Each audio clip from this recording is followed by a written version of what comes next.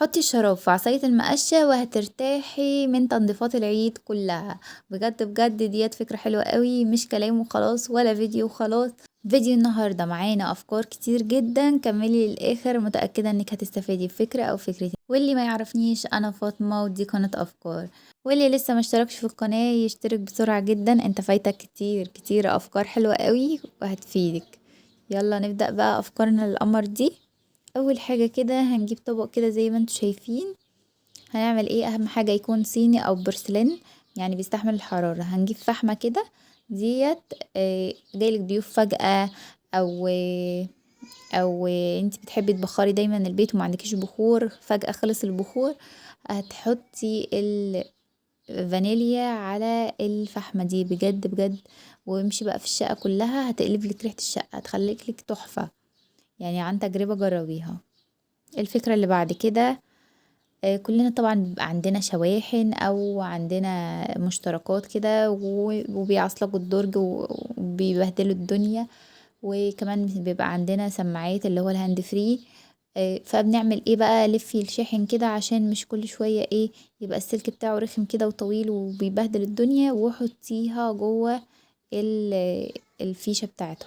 بصي تحفة الفكرة ديت، تحفة جدا وهتوفر لك مساحة كتير. الفكرة اللي بعد كده طبعا داخل علينا عيد، هنعمل ايه بقى؟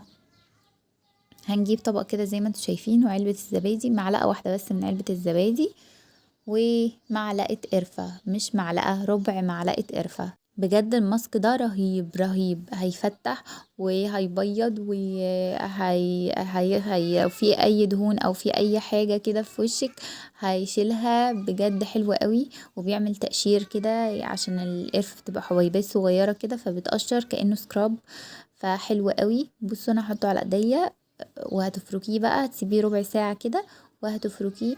ما تقلقيش لو حسيتي بشوية حرقان كده من القرفة، احنا كده كده مش حاطين كتير، مش هتضر بشرتك خالص. جميلة قوي بجد، انا الماسك ده بعتمده كل عيد يعني.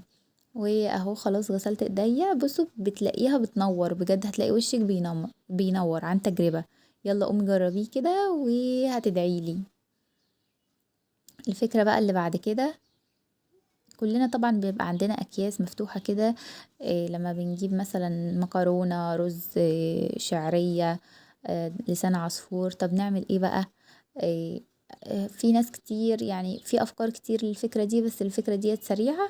هتجيبي اي سكينة كده واي ولاعة، وهتقومي حاطة ايه، مولعة كده، ما تخافيش، ولعي ولعي ما تخافيش.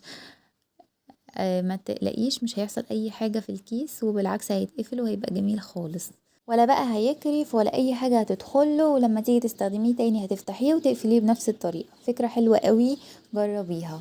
الفكرة معانا اللي بعد كده، فكرتنا بقى، حطي الشراب في عصاية المقشة وبجد هترتاحي من تنظيفات العيد. بجد بجد فكرة حلوة قوي، هتقومي تجربيها حالا. اول حاجة كده هنجيب عصاية المقشة، ومن ظهرها كده هنحط الشراب كده زي ما انتوا شايفين، وهنجيب توكة وهنربطها فيه. بعد الفكرة دي هتقومي تخلصي الشقة كلها تنظيف. ايوه ايوه، عندك تجربة عن تجربة. حطينا كده التوكة، بليناها بقى بالمية زي ما انتوا شايفين كده. هنعمل بقى بيها ايه؟ الوزر بتاع البيت كله، بدل بقى ما توطي وتقعدي تمسحيه، لا، بالفكرة ديت، بالحيلة الذكية دي، بجد هتمشي على الوزر كله وهتلاقيها، بصوا بيضت معايا في ثانية. رهيبة رهيبة رهيبة. الفكرة بقى التانية بيها نفس الشراب ونفس الفكرة. هتقومي بقى تحت المطبخ، انا عشان ما بحركش المطبخ كده فبيطلع منه بلاوي، او تحت الركنة او تحت السرير، هتشدي كل حاجة من تحته بنفس المقشة بقى. هنعمل برضو منها فكرة حلوة قوي، هتساعدك في تنظيفات العيد وهتنجز معاكي كتير جدا. هتجيبي برضو اي شراب بقى عندك، فردته ضايعة او انتي مستغنية عنه، يا سلام بقى لو صوف بقى او هو تقيل كده، هتلبسيه المقش كده زي ما انتي شايفة. هتشمريه الاول وبعد كده تلبسيه، هيبقى سهل جدا اهو زي ما انتوا شايفين كده. ديت بقى لو انتي مش عندك الموب بتاعة المسح، بتاعة اللي هي الشرشوبة او كده، دي هتغنيكي عنها. او لو مش عندك الزعافة بتاعة السقف بجد ديت هتغنيكي برضو عنها، فحلوة قوي جربيها، تحفة. يعني بدل بقى ما نقعد نشتري، او لو انتي الزعافة بتاعتك اتكسرت، دي فكرة سريعة كده و... ولطيفة قوي. انا بقى يعني ساعات كتير بستخدمها.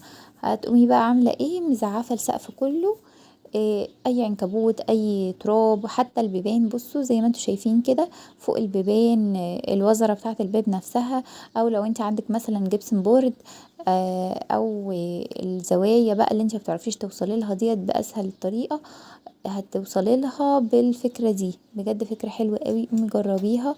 وبعد كده بقى اغسلي الشرابات ديت وممكن تحتفظي بيها او وبس كده. تعمليها اتمنى تاني. الفيديو يكون عجبكم، واتمنى الافكار كمان تكون عجبتكم وتكون خفيفة على قلبكم. بحبكم كتير، سلام.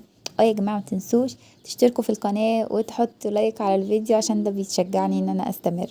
بحبكم كتير يا جميلات، سلام.